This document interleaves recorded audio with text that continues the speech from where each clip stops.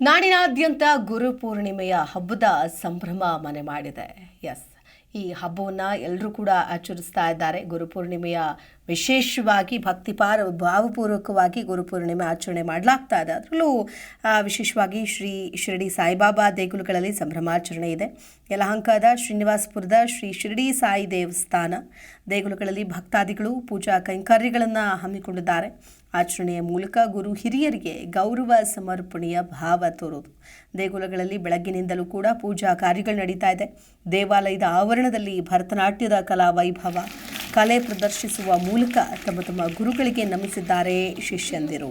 ನಮಿಸೋದಕ್ಕೆ ಬಂದ ಭಕ್ತಾದಿಗಳಿಗೆ ಪ್ರಸಾದವನ್ನು ಕೂಡ ವಿತರಣೆ ಮಾಡಲಾಗಿದೆ.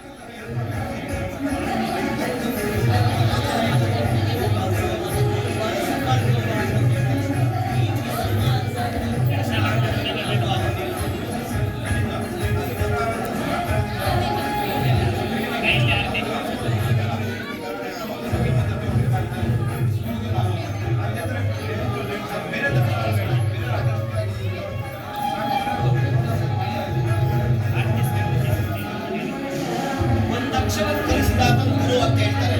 ಅದೇ ರೀತಿ ನಮ್ಮನ್ನ ಸನ್ಮಾರ್ಗದಲ್ಲಿ ನಿಲ್ಲಿಸತಕ್ಕಂಥ ಪ್ರತಿಯೊಬ್ಬರು ನಮ್ಮ ಗುರುಗಳೇ. ಆ ಗುರುಗಳಿಗೆ ಪೂಜಾ ಕಾರ್ಯಕ್ರಮ ಸಾಂಸ್ಕೃತಿಕ ಕಾರ್ಯಕ್ರಮಕ್ಕೆ ಗುರುಪೂರ್ಣಿಮೆಯನ್ನ ಶ್ರೀನಿವಾಸಪುರದ ಟ್ರಸ್ಟ್ ಒಂದು ಒಳ್ಳೆಯ ರೀತಿ ನಡೆಸಿದೆ. ಇದೇ ರೀತಿ ಕಾರ್ಯಕ್ರಮವನ್ನು ಮತ್ತಷ್ಟು ನಡೆಸಲಿ ಅನ್ನೋದೇ ನಮ್ಮ ಆಶಯ. ಶಶಾಂಕ್ ಜಿ ಕನ್ನಡ ನ್ಯೂಸ್ ಈಗ ನಿಮ್ಮ ಮನೆಯಲ್ಲೇ ನೋಡಿ. ಎಲ್ಲ ಕೇಬಲ್ಗಳಲ್ಲಿ ಈಗ ಲಭ್ಯ.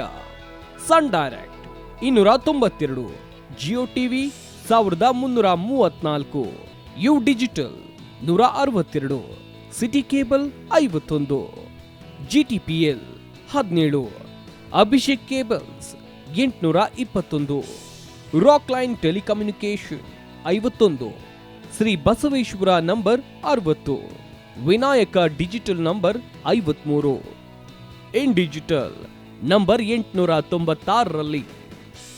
ನಿಮ್ಮಿಸ್ತದ ಜಿ ಕನ್ನಡ ನ್ಯೂಸ್ ನೋಡಿ ಆನಂದಿಸಿ.